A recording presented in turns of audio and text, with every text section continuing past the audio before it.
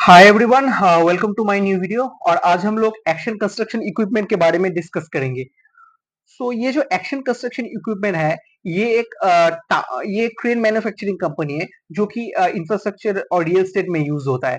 On the other hand दूसरे कामों में भी यूज होता है। जैसे कंपनी जो है पिकअप एंड कैरी क्रेन और टावर क्रेन में इंडिया में मार्केट लीडर है।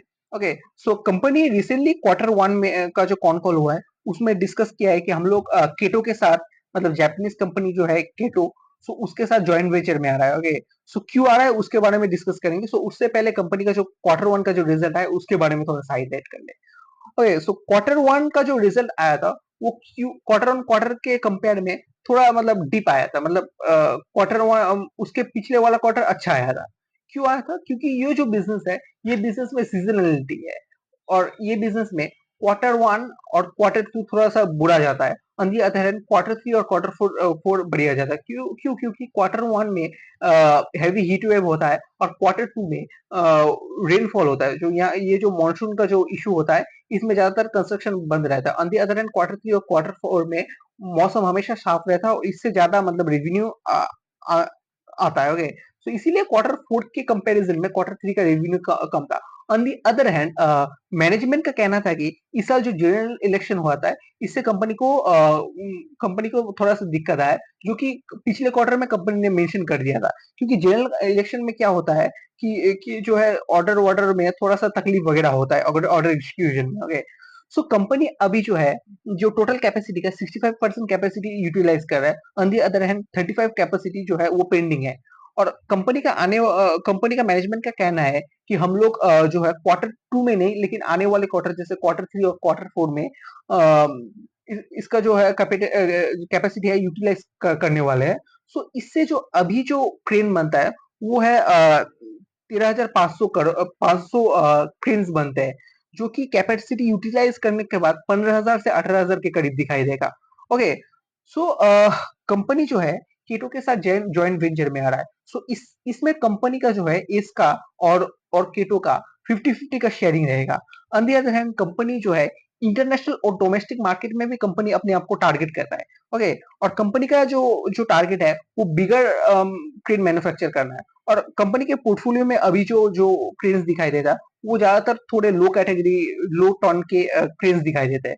On the other hand company का मैनेजमेंट का कहना है कि ये जो टन वाले जो सेगमेंट है, ये लोग हम लोग आने वाले समय में ज्यादा टन के जो जो क्रेन्स है वो मैन्युफैक्चर करेंगे। ओके, सो या कंपनी जो है तीन सेगमेंट के अपने आप को इम्प्रूव करने वाला है। ये जो ट्रक क्रेन वाला हो गया, on the other hand crawler crane और रग क्रेन। ओके, सो ये तीन क्रेन में कंपनी कंपनी अपने आप को यूटिलाइज करने वाला है। और कंपनी ये जो तीन सेगमेंट में है, ये इसमें इम्प्रूव करने वाला है।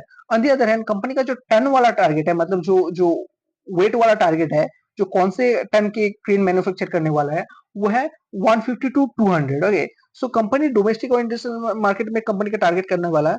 सो ये जो जॉइंट वेंचर हो रहा है, इससे कंपनी को कितना रेवेन्यू आएगा, additional revenue. Okay, so company का कहना है कि FY 28 तक हमें 300 टू 400 करोड़ का रेवेन्यू का टारगेट आएगा। ओके, रेवेन्यू आएगा। On the other hand company का मानना है कि अगर डिमांड अच्छा हुआ, गवर्नमेंट ने अच्छा कैपेक्स किया और आउटसाइड डिमांड अच्छा हो, सो तो हमें इधर से 1000 करोड़ का एक एडिशनल कैपेसिटी, मतलब ये जो केटो के साथ जो जॉइंट वेंचर हुआ है, इससे कंपनी को आने वाले 506 सालों में 1000 करोड़ का एक एडिशनल रेवेन्यू कंपनी को दिखाई देगा।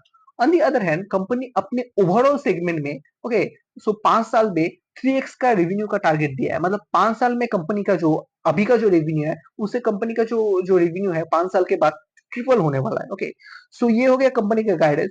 और किसी ने मैनेजमेंट को पूछा था कि जो अभी जो चाइनीज कंपटीशन आप लोगों को मिल रहा है, सो इससे क्या आने वाले समय में आप लोगों को परेशानी होने वाला है?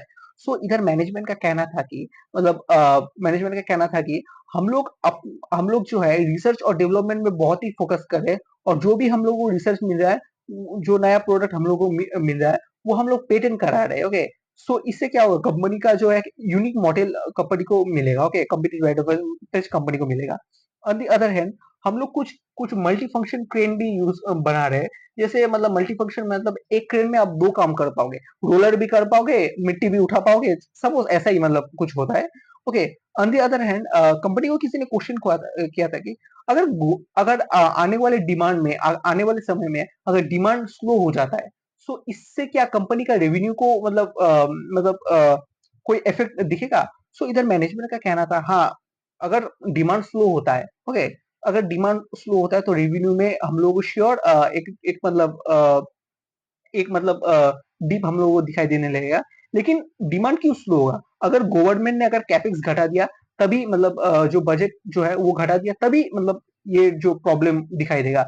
लेकिन जो गवर्नमेंट जो है पहले 3 करोड़ का बजट अनाउंस किया था इंफ्रास्ट्रक्चर पे, फिर 5 करोड़, अभी 11 करोड़ का कैपेक्स अनाउंस कर रहा है, okay.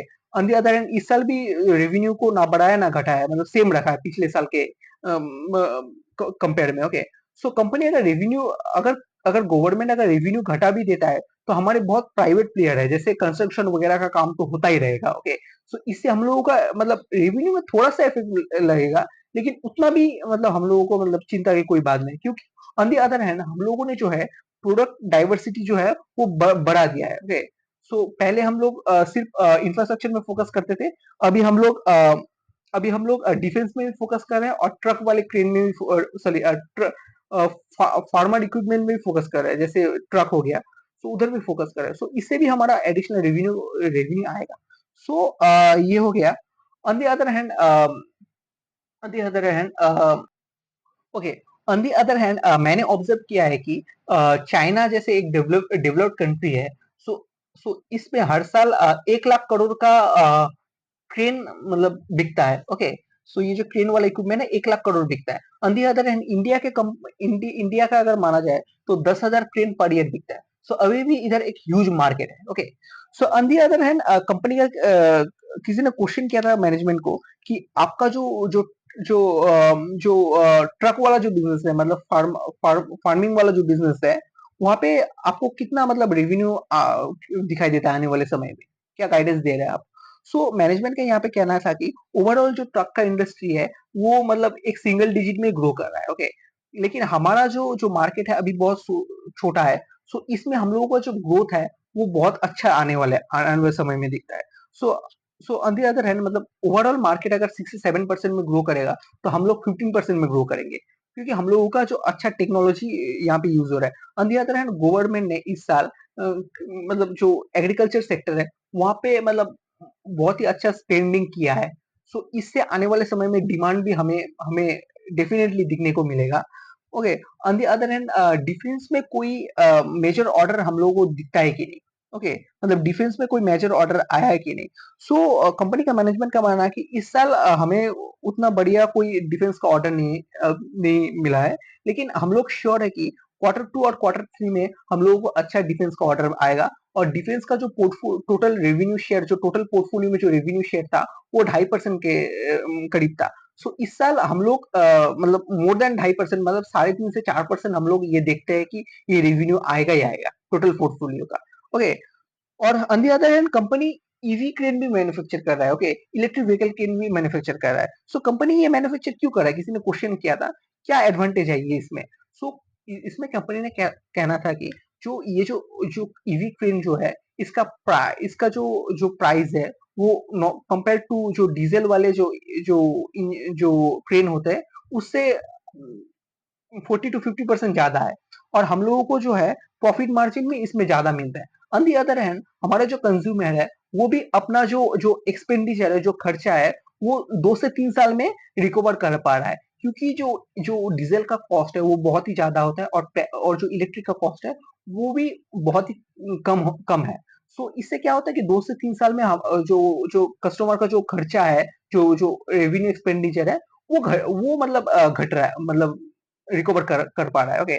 On the other hand Reliance और एल&टी और टाटा जैसे बड़े बड़े कंपनी भी हमारे जो है EV manufacturing fracture EV factory में आ रहे हैं और देख रहे हैं, और उन लोगों को हमारा जो प्रोडक्ट है वो बहुत ही अच्छा लग रहा है, ओके। सो कंपनी ने ये ईवी सेगमेंट के बारे में यही कहा था। और on the other hand EV में कंपनी कंपनी और ज्यादा एक्सपेंडिचर करने वाला है, और आने वाले समय में बहुत ज्यादा रेवेन्यू हमें ये ईवी सेगमेंट में दिखाई दे रहा है। On the other hand company overall positive ही है, सो ऐसे हम लोगों को कंपनी को एनालाइज करना पड़ा है। कंपनी बोल रहा है कि हम लोग 50 टू 20% में ग्रो करेंगे, ओके। सो पिछला वाला जो गाइडेंस था वही गाइडेंस हम लोग रिवाइज कर रहे हैं। लेकिन क्वार्टर 3 और क्वार्टर 4 के बाद हम लोग कह पाएंगे कि हम लोग ये गाइडेंस को रिवाइज कर रहे हैं कि नहीं। ओके, सो आने वाले समय में अगर कंपनी का मैनेजमेंट का कहना है कि गवर्नमेंट अगर कैपेक्स इंक्रीज करता रहा, इकोनॉमी अगर अच्छा करता रहा, तो हमारा हर सेगमेंट में जो है रेवेन्यू आता रहेगा और हम लोग जो है हमारा जो गाइडेंस है उससे भी ज्यादा स्पीड में ग्रो कर पाएंगे। सो ऐसे हम लोग को कंपनी को मतलब एनालाइज करना है, कंपनी में क्या चल रहा है। और यही है जो है कॉन कॉल का एक खास बात होता है। ओके, कंपनी का बिजनेस मॉडल के बारे में डिस्कस करके हम लोग कुछ नहीं कर सकते। कंपनी में क्या चल रहा है वो हम लोगों को जानना बहुत ही जरूरी है। हम लोगों को एक एक्टिव इन्वेस्टर हमेशा बन रहा है। इसीलिए हम लोग जो एक्शन कंस्ट्रक्शन इक्विपमेंट का जो क्वार्टर 2 का जो रिजल्ट आएगा और कौन कॉल आएगा उसके बारे में हम लोग डिस्कस करेंगे। सो हमें जो है अपना इन्वेस्टमेंट को रेगुलर ट्रैक करना है। बिजनेस में क्या चल रहा है, अगर बिजनेस में खरा मतलब कुछ खराबी आ जाए तो हम लोग उससे एग्जिट ले लेना है। On the other hand business में सब कुछ अच्छा चल रहा है तो हमें मतलब उसमें मतलब होल्ड करना है। ओके, सो यही स्ट्रेटेजी हम लोगों को फॉलो करना है। Okay, so thank you.